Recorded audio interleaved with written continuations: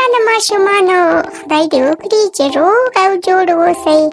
او نن ورځ مو درسونه ویلي وي، د مور او پلار خبره مو منلې وي او په کور کې مو ډېر ښه کارونه سرته رسولي وي.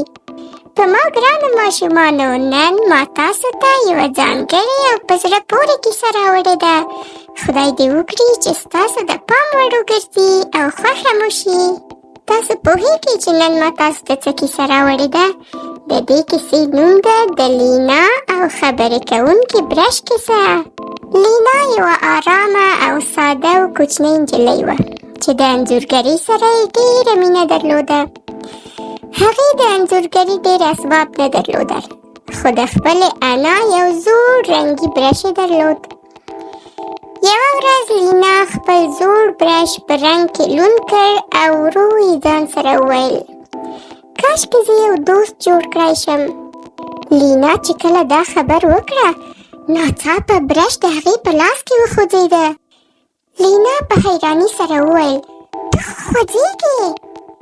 برش ورته وویل، بلکل، زه د داسې چا په تمه وم چې نوی سوچ او نوي مهارتونه ولري. لینا د برش په دې خبره ډېره حیرانه شوه او ورته یې وویل، ته رښتیا هر څه جوړولی شې؟ برش ورته وویل، هر څه چې ته یې تصور وکړې جوړولی شم.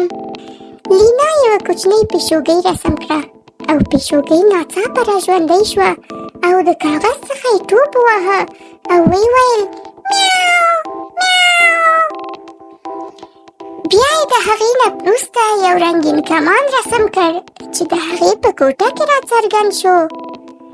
لینا وخندل او ساعتونه یې لوبې وکړې او یوه جادویي نړۍ یې جوړه کړه. خو ډېر ژر لینا لږ څه حریصه شوه. هغې غرونه، د سرو زرو ماڼۍ او ستر تاجونه رسم کړل.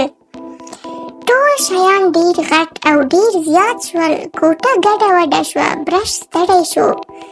برش په ستړي آواز لینا ته وویل، زه ستړی شوم.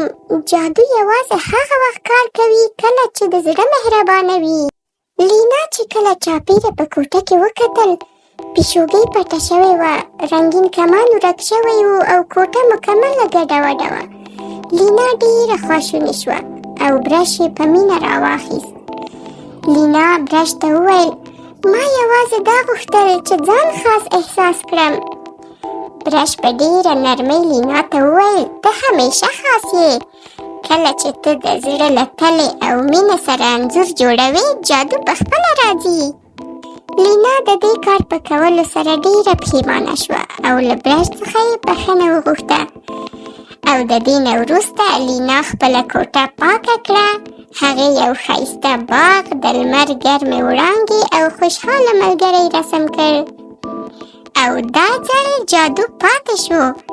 د دې لپاره پاتې شو ځکه چې دا له مینې او د زړه له کومې جوړ شوی و. په ما ګرانو ماشومانو، دا وه د نن کیسه. خدای دې وکړي چې ستاسو خوښه شوې وي.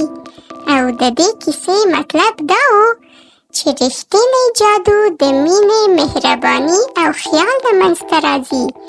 نه له دې چې ته ډېر زیات شیان ولرې، بلکې دا چې ته له زړه نه او علاقې سره څه جوړوې، ډېر کم شیان هم ورته ډېر وي.